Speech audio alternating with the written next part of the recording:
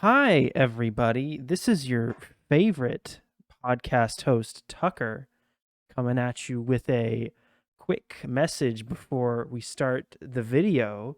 So, this last episode, um, we were talking about, all the normal things we do, and it experienced more technical problems than usual. We lost audio, but then we didn't lose the audio, but then it turns out we never started the audio. We lost the video for a little bit. Sam forgot to bring the stream deck, so the cameras didn't cut like normal.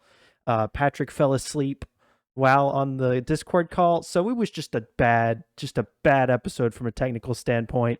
But luckily I was able to salvage the part of the episode where we talk about Don't Worry, Darling, specifically the audio from that segment.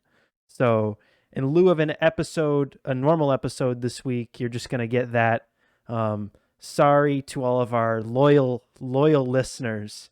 But this is all you're going to get. But we'll of course be back next week with a normal full episode.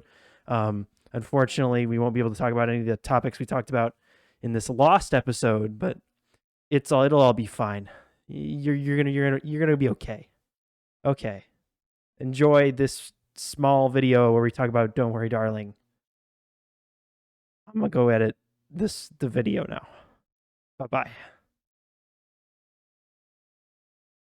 Panther. Well, at least we'll have camera audio for when we talk about Don't Worry, Darling. Let's go. Or you mean mic audio?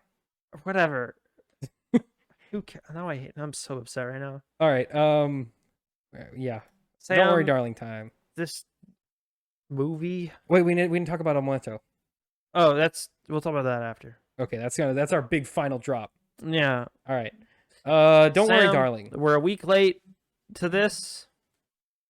What did you think of Olivia Wilde's Don't Worry, Darling? I think they took The Matrix and the worst parts of Sword Art Online, and then also The Great Gatsby for some reason. Smushed them into one movie. Olivia Wilde ate that movie, and then pooped out this movie. So I did not like this movie. Was not. I didn't either. I thought this was. Okay, bad. It wasn't that bad. I'm being superfluous. It was just really boring. It was super boring. For the whole first 2 hours of the movie, basically nothing happens. They're living in this community. There's a couple creepy scenes that aren't even really creepy. They just hold on shots for too long and pretend it's creepy, and then it'll flash like random eye imagery and like ballerina dancer people, and then it'll just go back to being normal again. It's like it'll be 20 minutes of normal suburban life in the 1940s, cut 60s, whatever it is. Cut 2 minutes of weird eye imagery back to whatever. Before we do spoilers, this movie's kind of like a curve, all right? Mm-hmm. For the first hour, it's real boring. Nothing happening. There's barely any sort of narrative happening. It's a lot of scenes of Florence Pugh walking very slowly through a room and being scared by things. A spooky thing happening that is never explained, and then her just being like, "Whoa!" and then waking up and it's a different. Because of the way the plot, because of what the plot twist is. The plot twist is so crucial to any sort of narrative happening that because they want to make it a twist, they wait till the very end to reveal it. The only thing that gives it any sort of story is the plot twist. Yeah. But they want to have it be a plot twist, which means they need to save it towards the end. They have to keep it a secret until the end. So how they solve this problem is they just have nothing happen until the plot twist happens. Even with the plot twist explanation, it still makes no sense. It doesn't explain any of the stuff that happened in the entire first hour. Okay, I guess we kind of have to do spoilers in order to even make this review make sense. So basically how this goes is first hour, super boring. Barely even worth sitting through. It's just Florence Pugh doing nothing happening, and that's it. Then the twist happens. It's sort of interesting for like 30 minutes, and then the twist is okay. There's one event that happens during the beginning of the movie with Margaret's death. That's the only thing that's resembling the a narrative. only plot for the first hour element of the first hour and a half of the movie. Yeah, that's really the only thing that happens, and there's a little bit of mystery as to why she did it. And like what the circumstances around that. Yeah. That's basically the only plot thread we have. Yeah. for the whole first 75%. Yeah, of the once movie. they reveal like the first half of the plot twist, it's kind of interesting because then something's happening. Yeah. And then once they like fully explain it, it's super stupid. But also then you don't care. The Margaret thing happens almost, in my opinion, too early, because they don't do anything. Yeah, it happens for too long. It happens so far before anything involving the rest of the story happens that you forget and also, that it happened. The first scene we see Margaret in, she's already aware that spoiler is a thing. Yeah. So we never even got to meet Margaret as a character in this world. She's already like discovered the secret.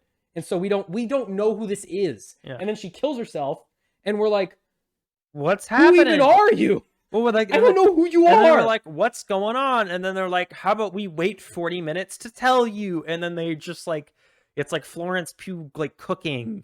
And then they do like this, riding the bus. They do this bit where they're like, oh, she just slipped and had a fall. She'll be back. She's fine. We'll send the Clockwork Orange people to go get you. Even in the context of what's going on, that excuse makes no sense. No. Because we know she's not going to come back. So why do they keep saying that? Just say she left. It should have been about it's a metaphor for gaslighting, obviously. But it should have been like But there's no reason. They should have been like she never existed. That would have been more interesting. That would have been that would have at least made sense. That would have made more sense. Because we know that she's not coming back. Yeah. Because of things that happen later in the movie. So why do they pretend like she is? Yeah. That's just dumb. Like that makes your characters that makes the villains seem incredibly stupid. Because why would you even bother saying that? What is even the point? When villains are done, I know Olivia Wilde is like, the villains are supposed to be stupid because of the metaphor. But when the villains are stupid, they're not threatening. If your villains are stupid and your main character isn't smart enough to outsmart them, then that makes your main character look extremely stupid. It makes your main character stupid and your villain's not threatening. Yeah, it means there's no threat, there's no stakes, because your villain is a moron, and your main character is basically incapable of anything because they're also a moron. It's obviously, and we see that later on in the dinner scene. So the husband character gets a promotion, and then they have a dinner at their house. Mm-hmm. The guy who's like running this whole town, this whole community, comes over to their house. Everyone's like, "Whoa, the big man's coming. Joe Rogan's coming to the house." Joe Rogan. And they all sit down and have dinner. And Florence Pugh's character is like in the kitchen cutting carrots or something. And the Joe Rogan character walks up, or Chris Pine's character. I'll just say that because it's Chris Pine. I don't remember the character's name. I remember the main character was Alice.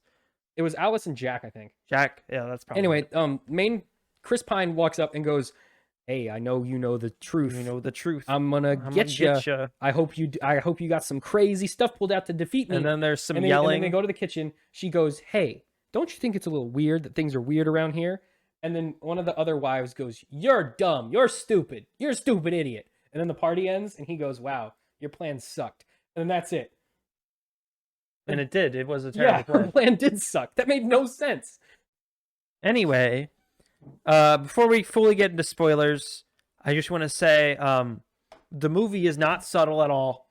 You know exactly what the entire message is from the very start. The metaphor is very blatant. And it doesn't change throughout the whole, it, like the metaphor doesn't change from the moment it starts to the moment it ends. There's no evolution. The larger point is clear from the start. But also the reason for the metaphor makes no sense. It's so dumb. Harry Styles gives a terrible performance.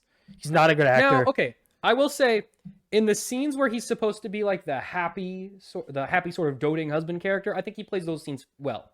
When he has to play like anger and sadness, that's when his character falls apart a lot. He is like decent TV actor level quality when he is in either of his two moods. The problem is he can only do two moods, and whenever they cut the shot, he's completely switched emotional states because he can only do two. Which now he's either like given his character doting and like apathetic or like sad and angry.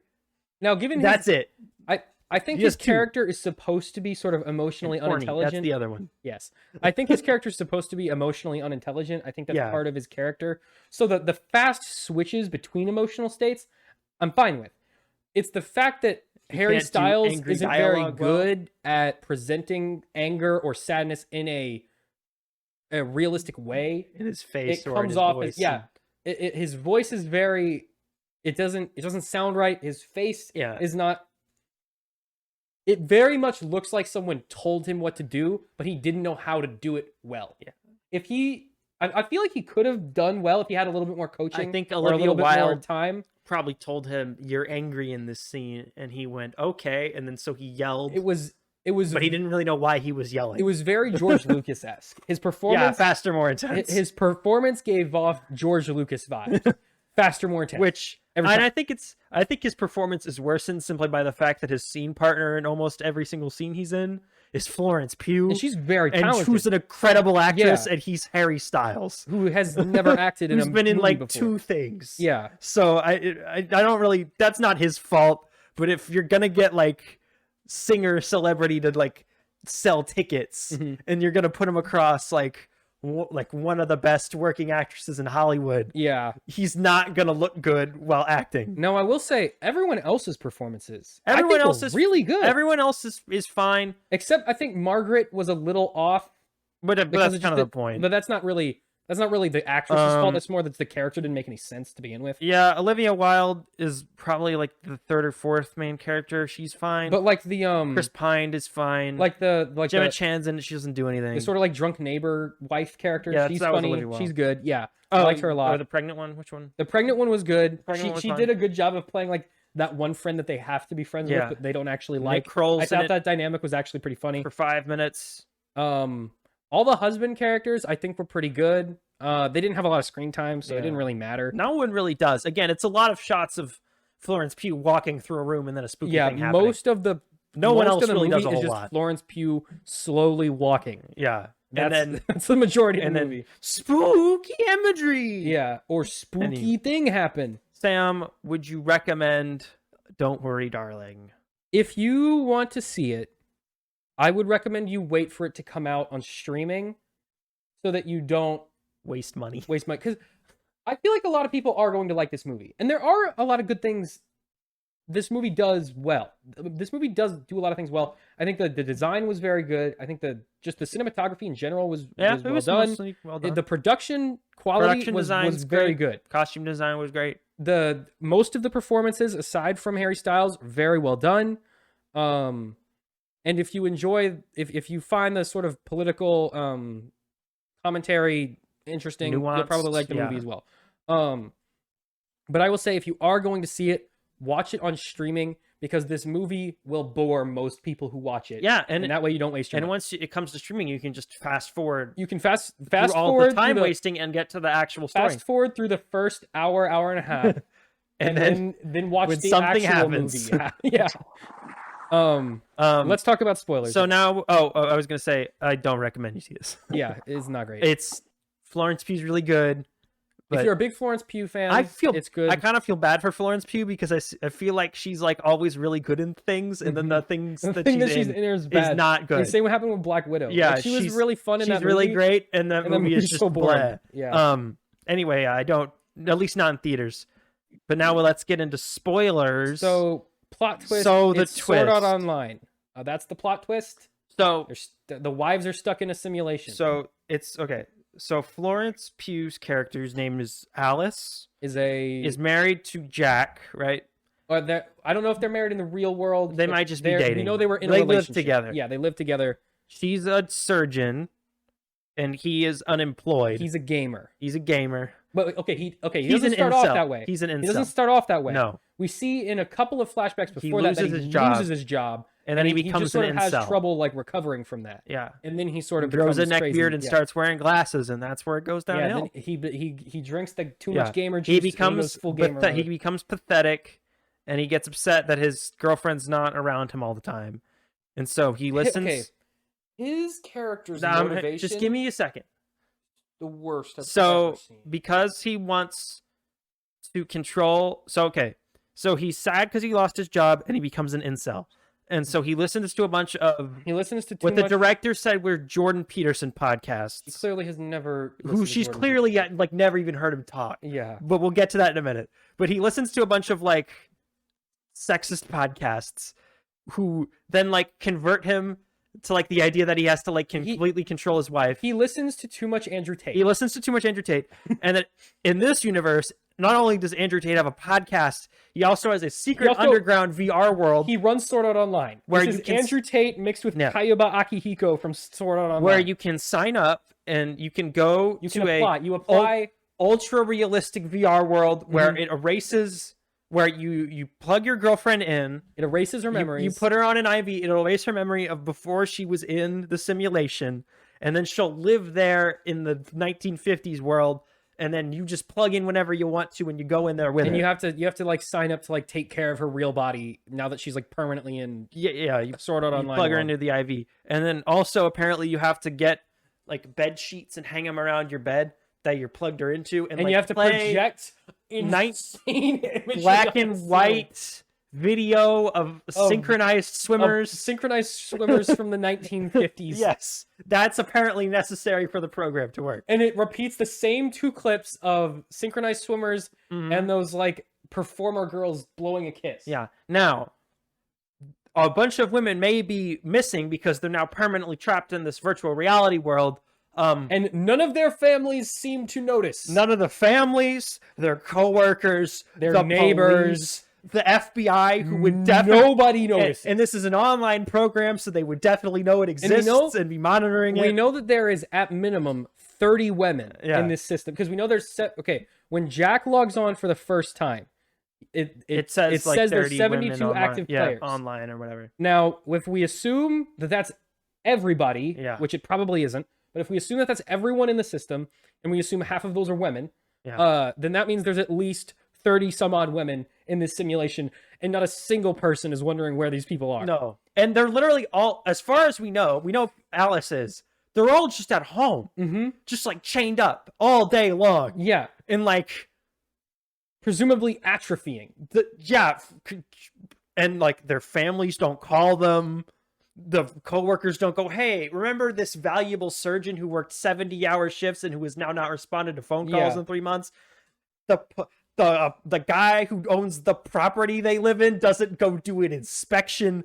Nothing. No one bothers to look for any of these people. Yeah. It makes zero sense. And Chris Pine is the one who's running the whole program. He's Andrew Tate in this world. He's Andrew Tate. Olivia Wilde said he's Jordan Peterson and that Chris Pine was trying to do Jordan Peterson, but he isn't. He just isn't. Because Jordan Peterson's like this like meek little Canadian. He's just a nerdy professor guy. Well, and he talks like this. He's got like a high pitched voice. And Chris Pine's like, he says all these things about these people and these disenfranchised groups and the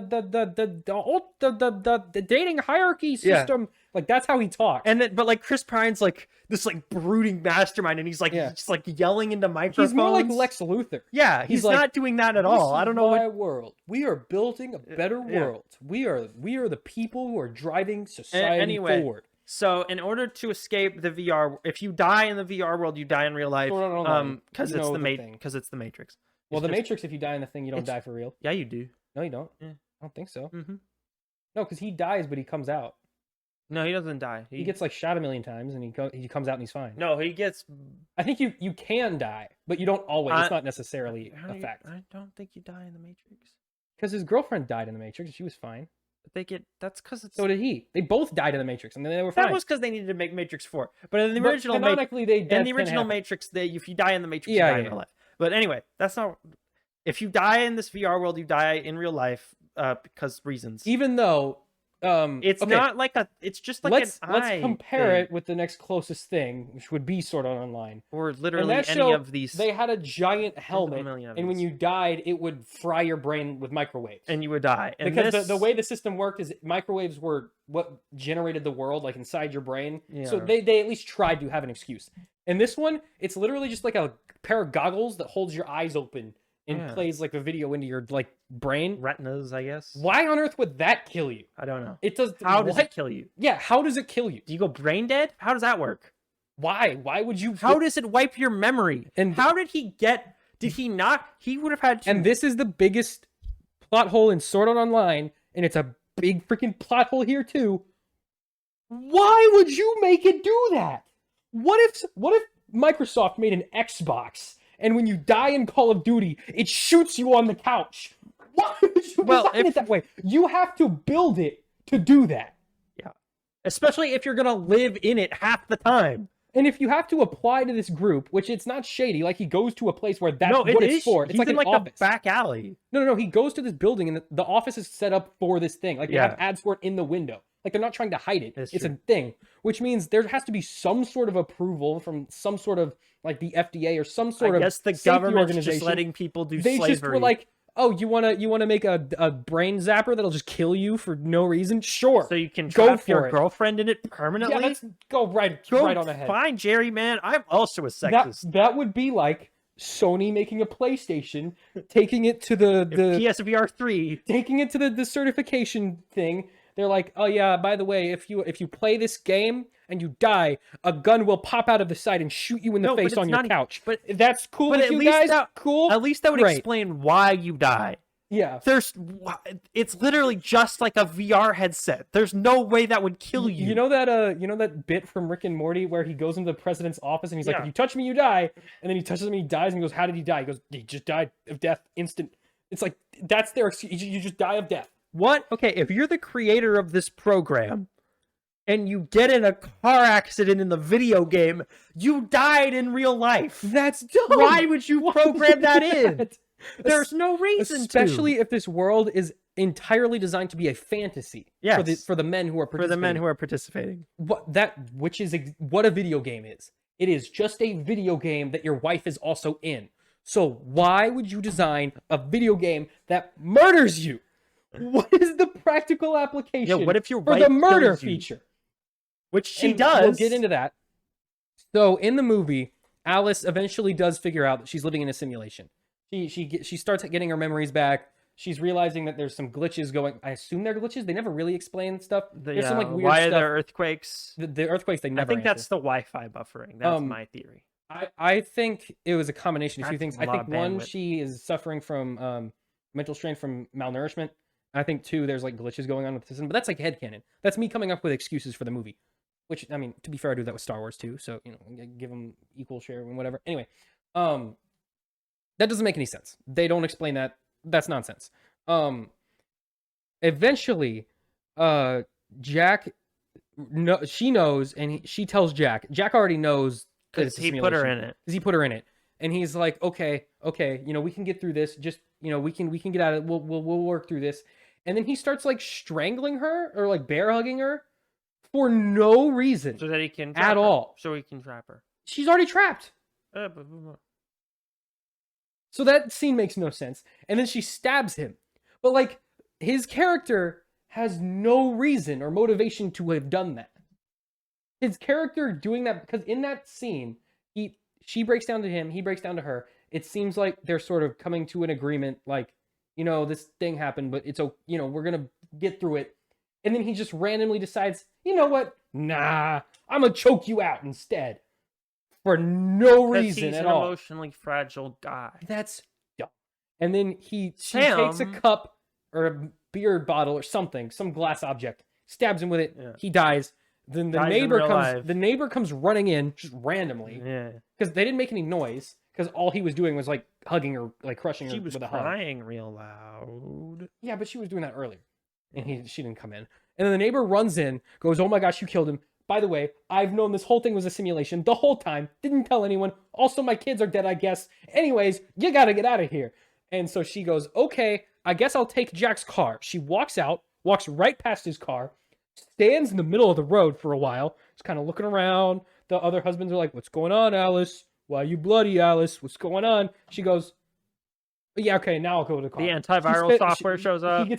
She gets done standing in the middle of the street for no reason, runs to the car, drives the car to the exit portal. By the way, you have to touch this gazebo in order to exit. Yeah, there's no menu. What kind of user interface is that? It doesn't. You have to touch a gazebo to leave? Anyway, she drives to the space gazebo, hikes up a mountain to the space gazebo, touches the space gazebo, and she exits, and the movie fades to black. It ends. The end. Movie over.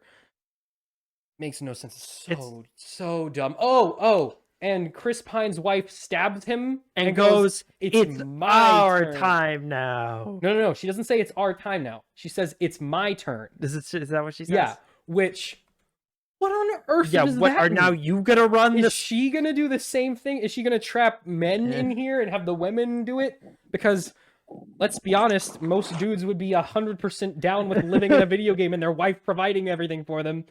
I certainly probably would not complain about that setup. It's so weird. Like, what is that? And then it never goes. That's the last scene with those two characters. That's Chris Pine's last scene, and that's his wife's last scene. So we never figure out what she meant by that. She just was like, "It's my turn now." Like, okay, are you gonna run the system? Are you just killing him and taking over? Sam, What does that mean? It's because women have to get rid of their male oppressors and take does that control mean of the oppressive system. Does that mean she's gonna start doing the podcast now? Maybe. Female Andrew Tate. Female Andrew Tate. Andrew Tate. It's just like you can tell the screenwriter thought this was all like genius. The movie thinks it is it so thinks much deeper it's than so it is. smart, but it has like all of the things it has to say are like giant like leaps in where we are as a society. Like obviously the writer has no idea what VR is, right? Yeah. No understanding of how they that don't works. have any concept of like they do no world building. Yes. There is no world building. No. There is no thought put into how the system works in its own system. Yes. There's no thought to that at all. They just skip past that because the whole point of the movie is to set up this metaphor. It's not even really a metaphor. It's like it's to set up this narrative, but they do no work in explaining the narrative. They just assume that you go in agreeing with what's going on already. Yeah. They don't do any work to be like, this is why this is this. This is how this makes sense. It's just men. You're just going along with this it. man bad and he do bad things. If you listen to Andrew Tate, you're gonna build a VR world where you put your wife in it as a slave. Let's look at the main character's motive. Let's look at Jack's motivation. Yes. For what he does, right? He loses his job. Mm-hmm. He starts listening to Andrew Tate. Yep. His wife had to pick up some extra shifts because he doesn't have a job. Yeah. So she's tired all the time. And he's an incel. So what is your solution? Ah, yes, I know. Put my wife into Sword Art Online, and then I will get a job and pay for the subscription service, and then I can only visit her 7 hours a day. But whatever, that's fine. So now the problem is worse. It's not even 7. It's like 4. No, the thing said his allotted time slot was 7. Yeah, but like she's asleep for half that. Yeah, because they do wake up together every morning. So he's there for the hour that they eat and bang, and then they go to sleep. And then he wakes up and goes. And then he does the same. He's having there's less time. He sees her an hour a day. Which, by the way, let's look at this. Wait, I have one more thing to say. Okay.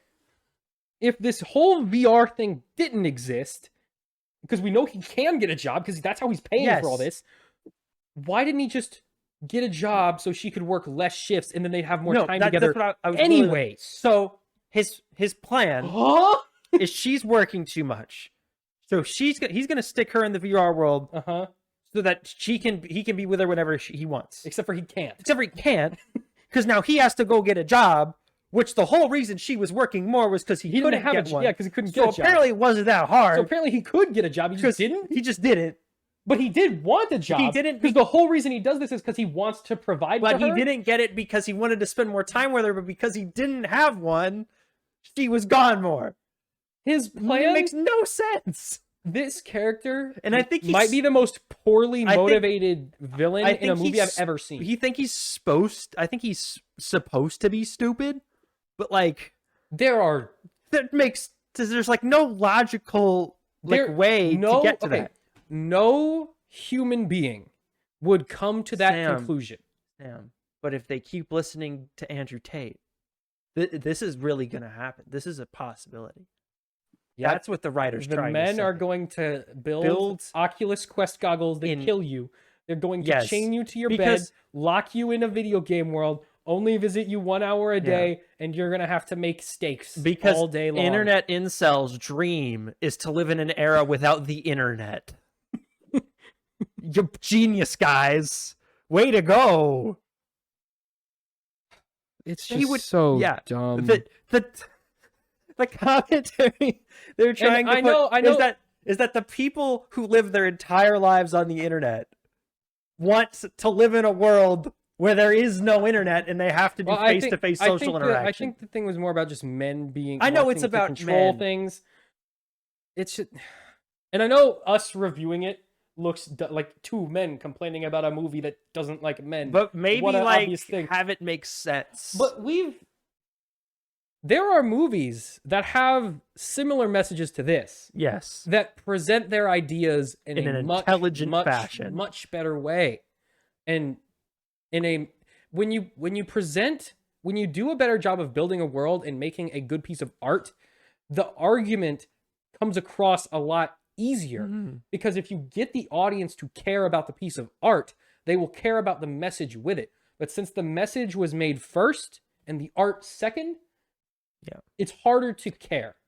And that's the biggest problem this movie has, is it was message first, art second, and inherently that just makes for a much less engaging product. I checked, I was looking at the review I put up on Letterboxd like the day we saw it, and I remember writing that this felt like an idea that a college student would have for a short film, and then they were like got it picked up for feature length, but they didn't know what to do with the other hour 20. Film, I think this would have worked great. It would have been, if this was like a student short film, that would have been fine, because this feels like something a college student would make. If you only have, let's say, 10, 14 minutes to tell a story, the lapses in world building don't matter as much. Yeah. You can get away with more not explaining things, less explaining, and having it just be pure metaphor, because you don't have time. That's the whole point. And because the metaphor doesn't change throughout the movie, if that's only 14 minutes, then the metaphor actually is stronger because it's in a precise like narrative bullet. It just kind of hits you and you get it. Yeah. Because it's a 2-hour monstrosity. And they do have the time to explain these ideas, and they choose not to. They just choose to do nothing instead, which is the baffling part. That makes it so much less interesting just as a movie. Like, as a piece of commentary, as just commentary, it's fine. Yeah, I mean, but as a movie that is designed to entertain, it to does some a really degree, bad job at that. It doesn't do a very good. It's the exact same problem that Don't Look Up had. It was message first, art second, and that made for a much less interesting product. Yeah. I think that pretty much sums up the thoughts. I am kind of disappointed because I was looking forward to this movie. Olivia Wilde's first movie she directed, Booksmart, is I didn't love it, but it's a very good movie. Like, it's actually like handles its messages in in a nuanced way, and has like likable characters. And then this, it's just like nothing. Like, I couldn't tell you a personality trait for more than 2 characters in the, because they're all the same. They're all the same guy. All the male characters are the same guy. Their personality is just sexism. Yeah. And then Florence Pugh is brainwashed, is worried, and Olivia Wilde is drunk, and then everyone else doesn't do anything. Brainwashed person. Yeah. Yeah, they don't do anything. Like, all the characters are boring to watch, and on top of the literally zero storyline, it's really just like a milquetoast experience. Olivia Wilde is Shyamalaning herself. Yes, this feels like an first movie was good, and it had like a similar kind of twist thing going on, kind of. There's a small twist. Yeah. Then she made another one where the twist is the big main focus. The big focus. And the story sucks bad. It's not a good story. Yeah. But the twist is the main focus. I bet you we're going to see her Shyamalan herself, where she sort of shoehorns herself into this sort of... She sped up the process, too, because Shyamalan's second movie ain't that bad. He made like 3 good movies before. It took him a couple tries before he started making turds. But and he has the same problem where all his movies are insane metaphors for things that don't make sense and are poorly explained. Like old. What is that even a metaphor for? Old. Capitalism, kind of? What is the village old? A metaphor for? Living in a village? No, that's about a cult. Yeah, but it's about what are they? It's about being Amish, is what it's really about. Because they're basically the twist Amish. Is that they're Amish. That's the plot twist. It's just like not even a real plot twist. Don't Worry, Darling was written by Katie Silberman. She's the only credited screenwriter.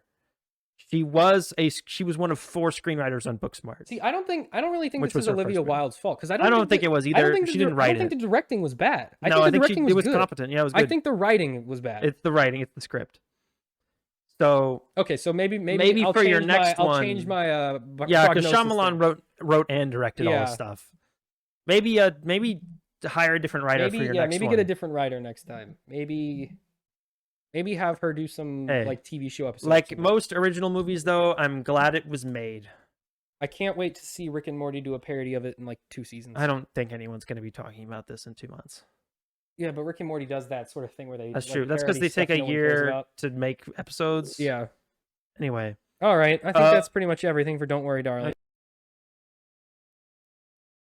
Oh my gosh, you didn't expect me to be back. Thank you very much if you made it all the way to the end of this video. If you liked the kind of format you heard here, you can find full episodes of the podcast right here on this YouTube channel. You can also find it on all the audio podcast platforms, including Spotify and Apple Podcasts and Google Podcasts and whatever you use to get those. You can also follow us on Twitter at McDon Media and Instagram also at McDon Media, and follow Sam on McDon Streams. All right, guys. See you in the next real episode of the podcast. Bye-bye. For good this time.